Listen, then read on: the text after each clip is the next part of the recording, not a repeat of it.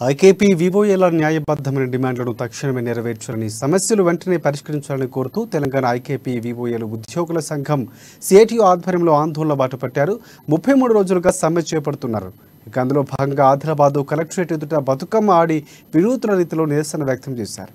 కనీస వేతనాల కోసం, ఉద్యోగ భద్రత కోసం ఐకేపీఓ అలాగే వివోఏలు సమ్మె చేస్తున్న రాష్ట్ర ప్రభుత్వానికి చీమ కుట్టినట్లు కూడా లేదంటూ సిఐటియు జిల్లా ప్రధాన కార్యదర్శి అన్నారు. నిర్లక్ష్య వైఖరి విడనాడి కనీస వేతనం 26,000 రూపాయలు ఇవ్వాలన్నారు. 10 లక్షల రూపాయలు సాధారణ బీమా, ఆరోగ్య బీమా కల్పించాలన్నారు.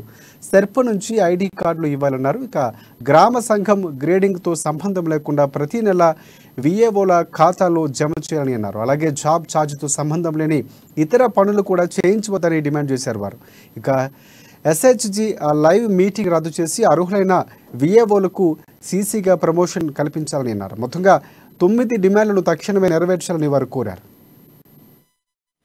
ఐకేపీ వివోఏలు గత 33 రోజులుగా సమ్మె బాట పట్టిన తెలంగాణ రాష్ట్ర ప్రభుత్వానికి అటు కేంద్ర బీజేపీ ప్రభుత్వానికి చీమ కుట్టినట్టు కూడా లేని పరిస్థితి ఈరోజు ఉన్నది. దీన్ని తీవ్రంగా మేము వ్యతిరేకిస్తా ఉన్నాం, ఖండిస్తా ఉన్నాం.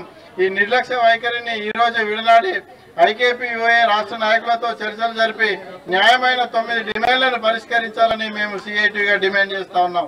ఈరోజు తెలంగాణ రాష్ట్ర వ్యాప్తంగా ఐకేపీ వివోఏలో గ్రామాలలో క్షేత్ర స్థాయిలో రాష్ట్ర ప్రభుత్వం తీసుకొస్తున్న సంక్షేమ పథకాలను అటు కేంద్ర ప్రభుత్వం తీసుకొస్తున్న సంక్షేమ పథకాలను జయప్రదం చేసే దాంట్లో అదేవిధంగా గ్రామీణ స్థాయిలో మహిళలను చైతన్యం చేస్తూ వారిని ఆర్థికంగా సామాజికంగా డెవలప్ చేస్తూ ఈరోజు ఐకేపీ వివోఏలు తీవ్రమైన పనులు చేస్తూ ఉన్నారు. అదేవిధంగా వెట్టి చాకిరీ కూడా చేయించుకుంటున్న పరిస్థితి ఈరోజు గ్రామీణ ప్రాంతాల్లో ఉన్నది.